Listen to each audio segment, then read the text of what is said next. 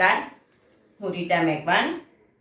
આજે આપને એક એવા સ્વતંત્ર સેનાની વિશે વાત કરવા જઈ રહ્યું છે જેમનું નામ છે લોકનાયક ઠાકોર કાળીદાસ દેસાઈ. ભલે દેશવ્યાપી ઓળખ તેમને ન મળી, પરંતુ દક્ષિણ ગુજરાતના લોકો આજે પણ તેમને લોકનાયક તરીકે યાદ કરે છે. સુરતના અબ્રામાના રહેવાસી ઠાકોર કાળીદાસ દેસાઈએ ભારતીય સ્વતંત્રતા આંદોલનમાં અમૂલ્ય યોગદાન આપ્યું હતું. દેશપ્રેમ અને અડગ સંકલ્પના કારણે કાળીદાસ દેસાઈએ ગામડા અને આદિવાસી વિસ્તારોમાં સ્વતંત્રતાની ચેતના જગાવી હતી.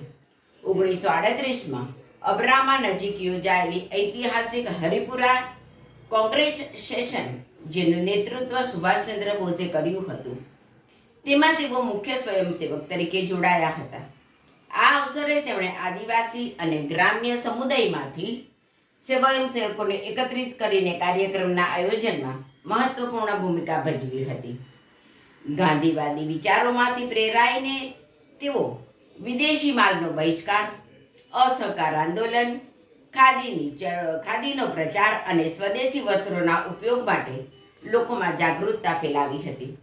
ગુપ્ત મીટિંગનું આયોજન કરી તેઓ ગામના લોકોમાં દેશભક્તિનો સંદેશ પહોંચાડતા.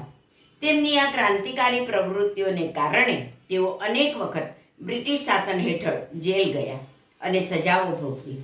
મારું કામ સ્વરાજ માટે હતું, વ્યક્તિગત લાભ માટે નહીં, એમ કહીને તેઓ સ્વતંત્રતા પછી મળતા સહકારી હોદ્દાઓનો પણ સ્વીકાર કર્યો ન હતો. કાળીદાસ દેસાઈ ભારત છોડો ચળવળ દરમિયાન રેલ અને પોસ્ટલ સેવાઓનો બહિષ્કાર કરવામાં પણ અગ્રેસર રહ્યા હતા.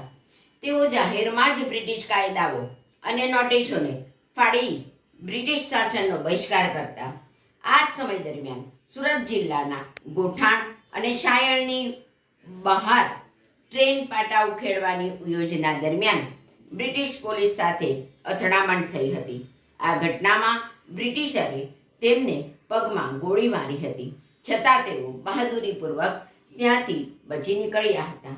ત્યારબાદ સુરતના મિશન હોસ્પિટલના એક ખાસ રૂમમાં તેમનું ઓપરેશન કરવામાં આવ્યું હતું, જેથી બ્રિટિશ અધિકારીઓની નજરથી હવે મેટાસ એડવિસ હોસ્પિટલ તરીકે ઓળખાતી આ હોસ્પિટલમાં તેઓ છુપાઈને રહી શકે તેમ હતા.